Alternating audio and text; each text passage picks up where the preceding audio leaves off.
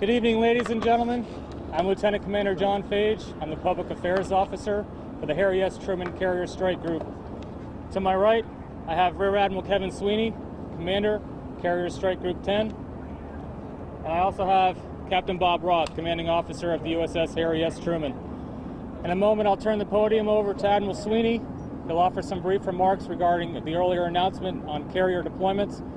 After that, we'll follow up with any questions you might have. With that, sir, I turn it over to you. Yeah, thanks, John. All right, good afternoon, everybody. I'd like to make just a brief comment, and then I'll gladly take some questions. Earlier this afternoon, we began formally notifying the men and women of the Harry S Truman Strike Group that we will not be deploying on Friday as scheduled. The Secretary of Defense has delayed the deployment of USS Harry S Truman and the USS Gettysburg. We will continue to be ready to deploy as a carrier strike group on short notice as needed to respond where and when our nation needs us. With this schedule change, my focus right now is on the sailors and their families assigned to Carrier Strike Group 10, the USS Harry S Truman, USS Gettysburg, and Carrier Air Wing 3. We know that all our sailors and their families have made extensive personal preparations prior to this deployment. We will be working with a number of community organizations here in the Mayport area to assist our sailors now that they will not be deploying this week. I know our Navy Family Service Centers and our various support organizations will be critical. Additionally, I would ask for the public support as our sailors and their families revise their plans they may have in anticipation of this deployment. The Navy has a great partnership with the Hampton Roads area and the Mayport communities, and I'm confident that these amazing communities will stand by them as we support them in this time of change. And at that, I'll take any questions. Directly related to the budget uncertainties in Washington. The Secretary of Defense has made a decision on a change in what is the requirement in CENTCOM. And because of that, there will be one fewer carriers required over there, and that's a change for us.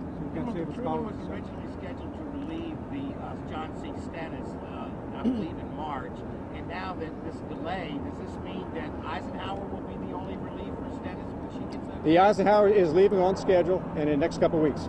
Yeah. And so she'll be the only one there then, correct? She will be the only one there, really, but yes. Yeah.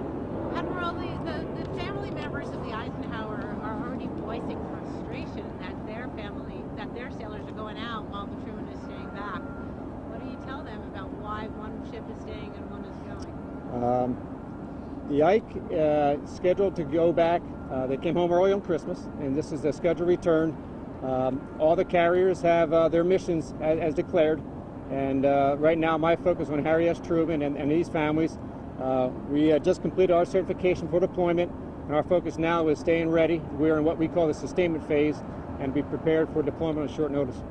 Can you give some examples for civilian families who don't maybe know the situation the military families are into? What kind of arrangements do families make when sailors go on deployment? Yeah, absolutely.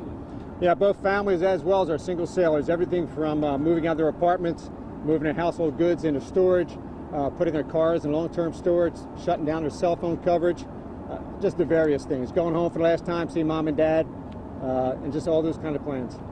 Isn't this going to put additional hardship on the Eisenhower crew? Because, I mean, if they're the only carrier there, could they be looking at 9 or 10 months when they go over there? I don't know what their timeline will be, but I would say no, it's not going to put additional hardship on them, no. The rotation has changed. The Secretary of Defense has made a decision that impacts now the missions, how we're operating. How long do you think this is going to affect?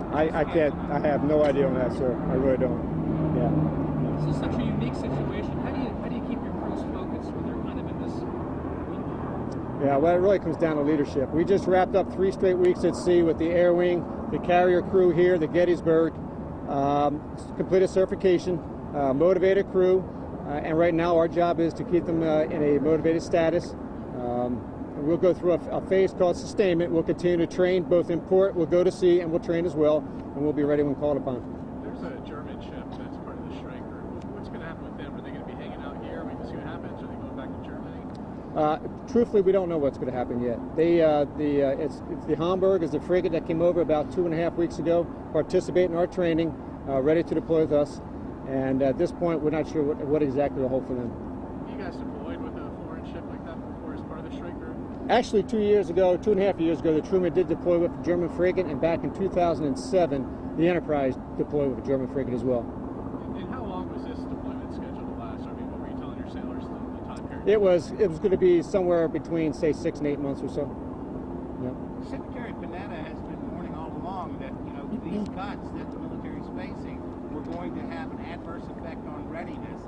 Are we beginning to see that adverse effect taking place? I mean, is the readiness declining already? Well, certainly not for Harry S Truman Strike Group, no. I mean, we have completed our certification requirements, our training requirements. We're ready to go.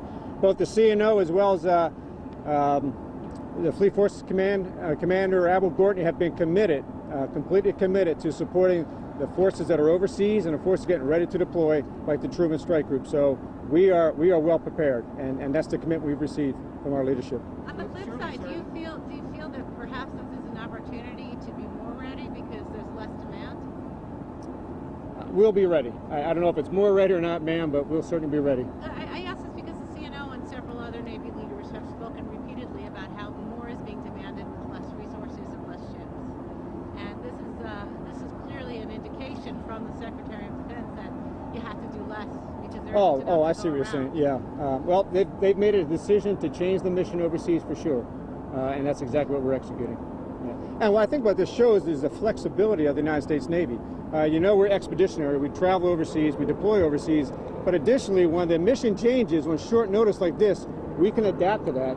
I mean, we're going to hold here. We'll continue to train, but the flexibility that we demonstrate in this kind of example, I think, is incredible.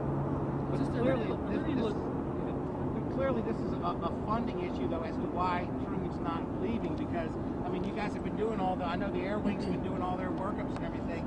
I mean, you guys were ready to go from the standpoint of the ship and the group itself, weren't you? Well, the mission's changed. I mean, that's the point. The Secretary of Defense has changed the mission today. Exactly. What does this have in terms of a ripple effect for other aircraft carriers when you anticipate in terms of the maintenance side of it? Yeah, I can't say, quite frankly. I mean, this entire chain of events will play out, and certainly in time you'll know that. But as you know, just because of the carrier presence here, everything is lockstep, for sure. The sailors and their families. Yeah. If it were me, on the one hand, I'd be like excited, great, I don't have to deploy. But professionally, No, that's a great question. But I'd be disappointed because I'm ready to go fight the fight. Now, Skipper and I were just talking about that. The crews are ready. I mean, they've been working hard. They're very, very motivated. They're focused. We're very proud of what the crews have done, both in Air Wing 3, the Gettysburg, and Harry S Truman itself. So there is great disappointment, quite frankly. The crews are ready to go overseas. At the same time, nobody likes to leave their home. Nobody likes to leave their family. So it's that balance. But again, they'll be ready to go when called upon. And that's all the time we have. Okay. Hey, thanks, folks. Good job. Yeah.